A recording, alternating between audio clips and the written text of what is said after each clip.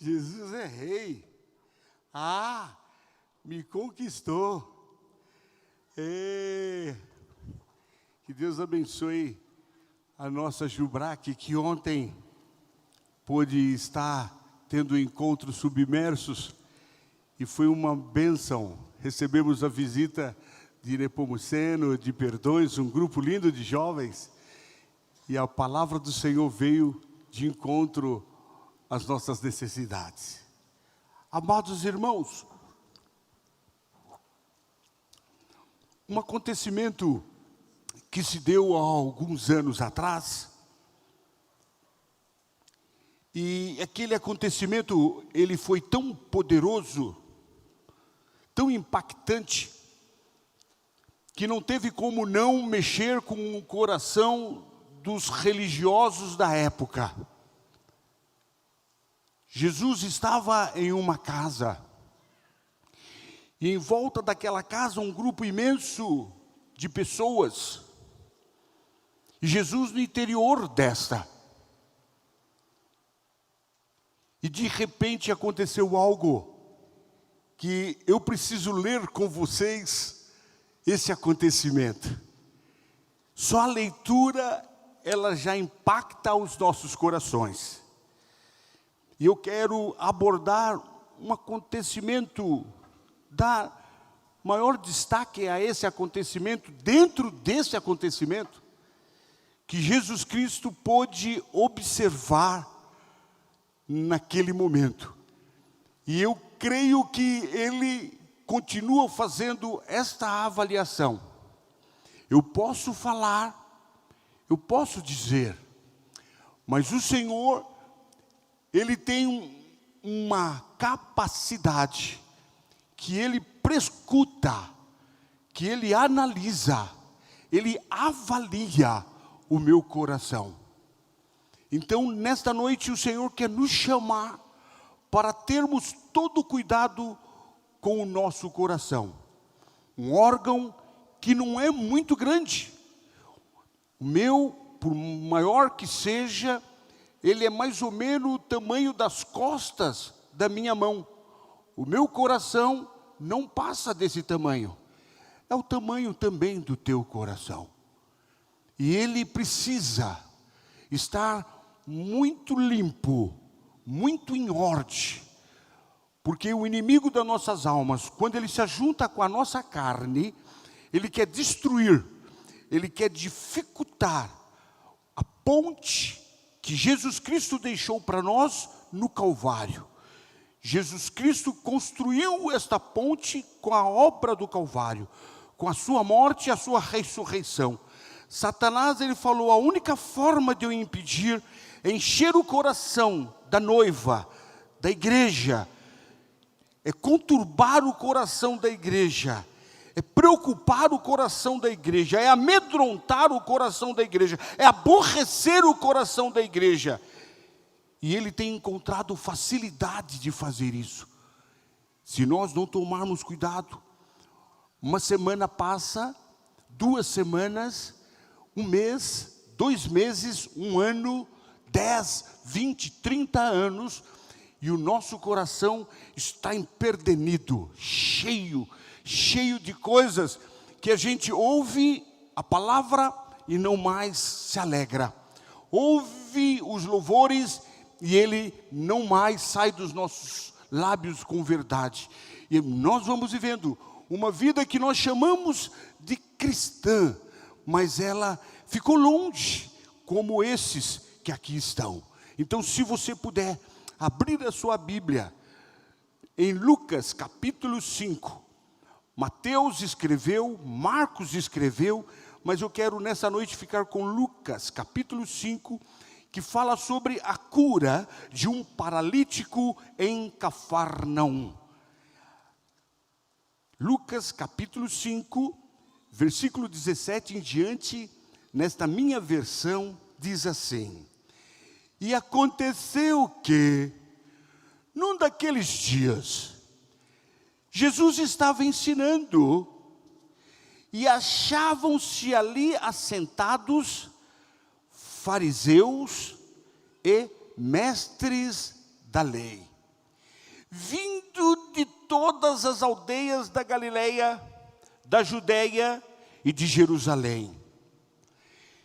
E o poder do Senhor estava com ele para curar. Estava com Jesus. Vieram então alguns homens, trazendo um paralítico deitado num leito. Eles procuravam levá-lo para dentro e colocá-lo diante de Jesus. E, não encontrando uma forma de fazer isso, por causa da multidão, subiram ao telhado e, por entre as telhas, desceram o paralítico no seu leito, deixando-o no meio das pessoas e diante de Jesus. Vendo-lhes a fé, Jesus disse ao paralítico: homem, os seus pecados estão perdoados. E os escribas e os fariseus começaram a pensar. Eles não falaram, eles pensaram: quem é este que diz blasfêmia? Quem pode perdoar pecados a não ser um que é Deus? Jesus, porém, conhecendo os pensamentos deles, disse-lhes: o que vocês estão pensando em seus corações? O que é mais fácil dizer: os seus pecados estão perdoados? Ou dizer: levanta-se e ande? Mas isto é para que vocês saibam que o Filho do Homem tem autoridade sobre a terra para perdoar pecado. E disse ao paralítico: eu digo a você, levante-se, pegue o seu leito e vá para casa. E imediatamente ele se levantou diante de todos e, pegando o leito em que até então estava deitado, voltou para casa, glorificando a Deus. Todos ficaram muito admirados, davam glória a Deus e, cheios de temor, diziam: hoje vimos coisas extraordinárias. Você pode dizer amém? Amém. Amém. Todos, os fariseus, os líderes, os conhecedores da lei, todos disseram, todos glorificaram, todos exaltaram, todos. Mesmo aqueles que em seus corações arrazoaram: quem é esse? Quem é esse que pode? Mas nós vimos no começo da leitura que ele, Jesus, estava com toda a autoridade para curar. E ele está aqui nessa noite. E ele está com a mesma autoridade para curar. E ele faz isso. Mas eu não quero falar daqueles homens que, de uma forma tão heróica, sabe lá o que é pegar uma pessoa e colocar em uma maca. Como que eles fizeram? Eu não sei como era a construção da época. Mas vamos imaginar se fosse uma construção como nas nossas casas hoje em dia. Como quebrar, cortar aquelas ripas para que pudesse passar um corpo.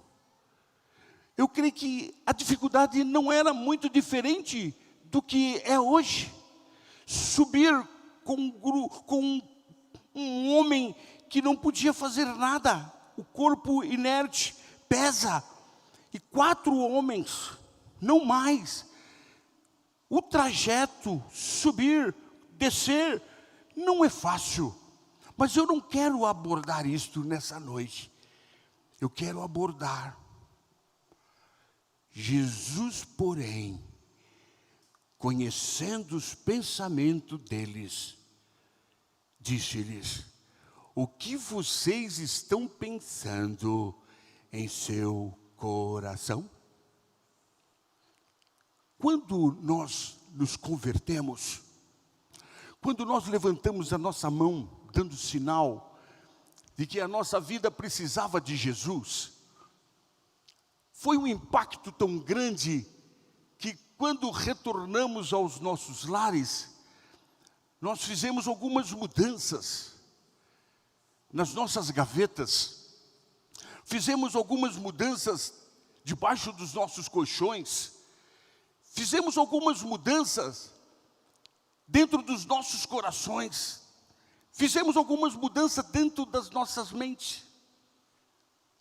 Eu tive que fazer algumas mudanças e elas precisaram de algum dos objetos ser quebrados, ser destruído. Eu era muito fissurado em música do mundo. Eu tinha uma dependência muito grande de música do mundo. Hoje, com o passar dos anos, muitos estão dizendo que nada é, que não tem maldade nenhuma. Mas eu fico com aquela passagem quando o Senhor diz que de uma fonte não pode sair 2 águas. Ou ela é má, ou ela é boa. Esses dias faleceu uma rainha da sofrência. Uma mulher que ensinou as mulheres a fumar, que ensinou as mulheres a beber. Eu vou parar para ouvir isso? Eu tenho algo errado. Eu preciso quebrar. Eu preciso destruir. E eu fiz. Lucrécia sofria com isso, porque eu entrava no carro e eu já ligava. Eu tinha umas predileções musicais que... Meu Jesus. Eu nem sei algum desses por onde andam, dos que eu gostava. Eu gostava de ouvir Belchior, Djavan.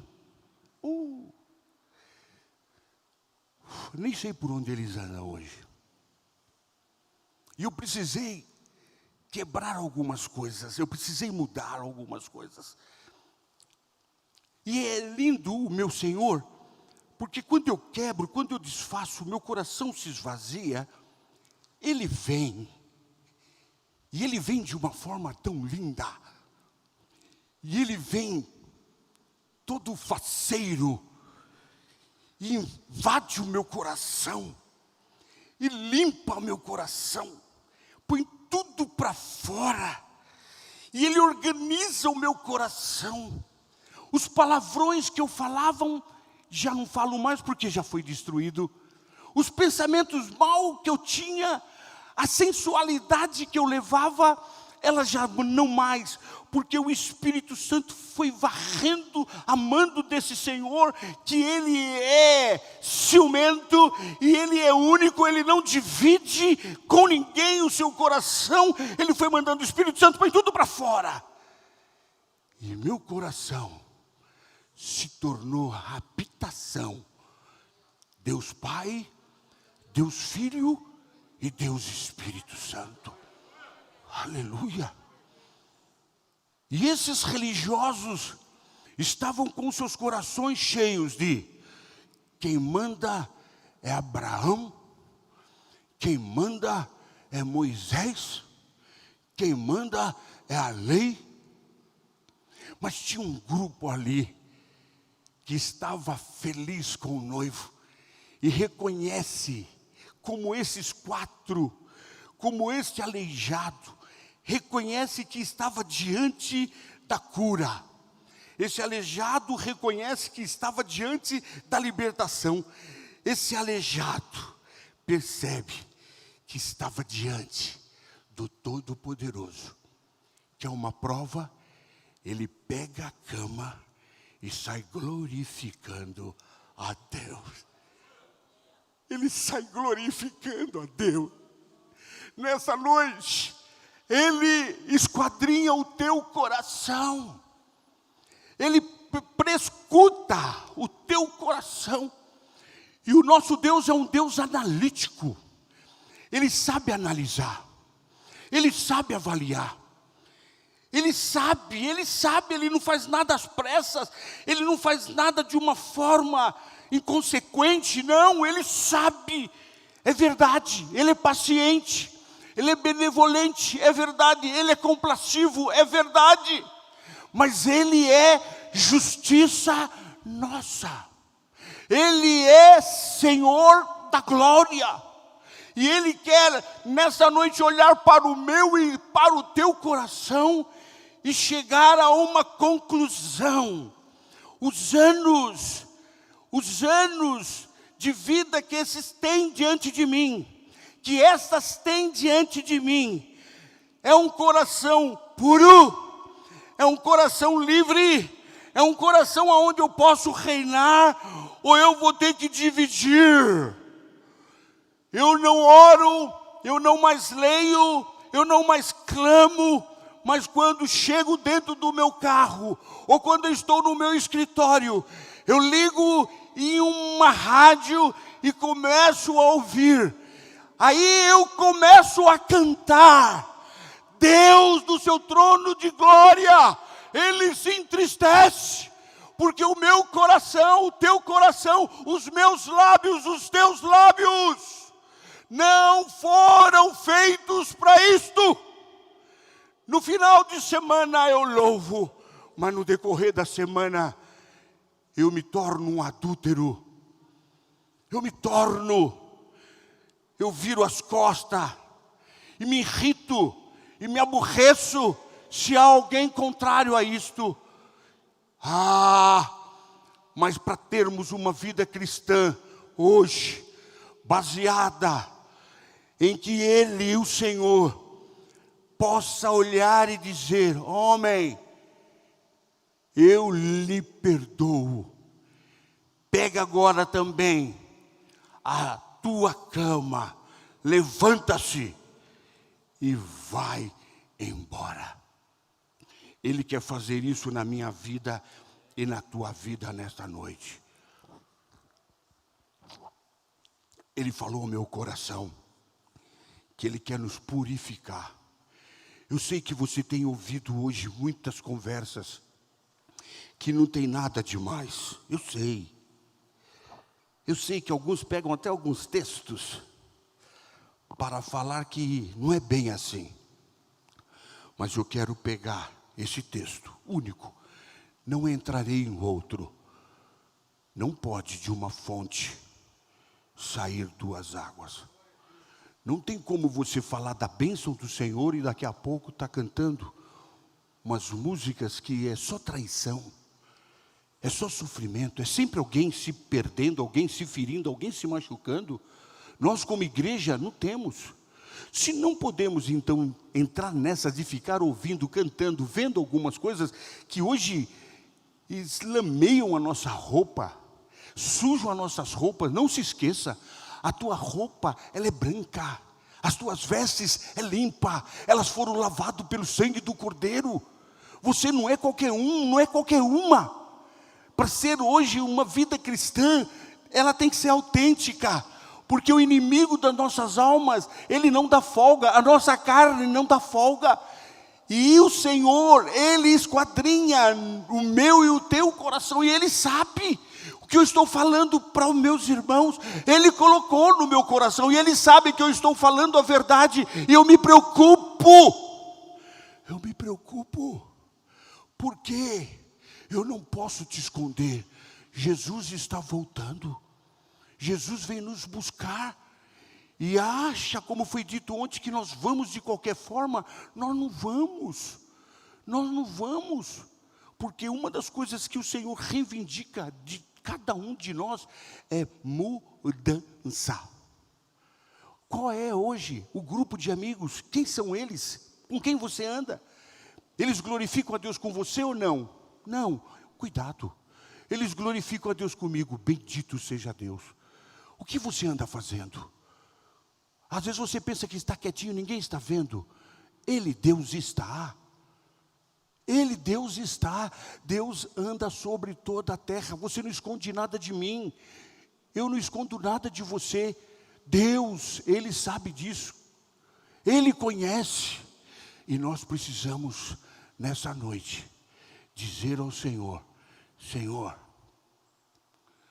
Tu sabes o que eu estou pensando. Tu sabes o que está no meu coração. E que os anos não destrua a nossa atitude dos primeiros anos com Deus. Nos primeiros anos com Deus, nós não tínhamos maldade com ninguém. Não tínhamos implicância com ninguém. Nos primeiros anos nosso, tudo era motivo de glória a Deus, aleluia. Passa-se os anos, nós começamos a olhar a atitude de um ali, começamos a olhar a atitude de outro ali, e nós não percebemos. Quando vamos ver, estamos distante. Aí Ele vem nos visitar e diz: teu coração precisa de limpeza. Não, eu sou assim, eu não vou mudar, eu não concordo, eu acho que não podia ser, tem que ser de outro jeito. E essas coisas não deixam mais dizermos glória a Deus. Quanto tempo que você não diz glória a Deus? A não ser quando te pedem. Quanto tempo você não dá um aleluia? Pensa, quanto tempo você não fala um aleluia? Você é selado em línguas. Quanto tempo você não fala em línguas estranhas? Porque o Espírito Santo, ele está enojado com a tua conduta. E aí? Quando você para conversar com outro, qual é a tua conversa? Só sobre futebol? Só sobre futebol? Só sobre o governo? Tem algo que precisa ser limpo aí. Bom futebol, bom falarmos sobre a vida governamental, mas ela não é tudo.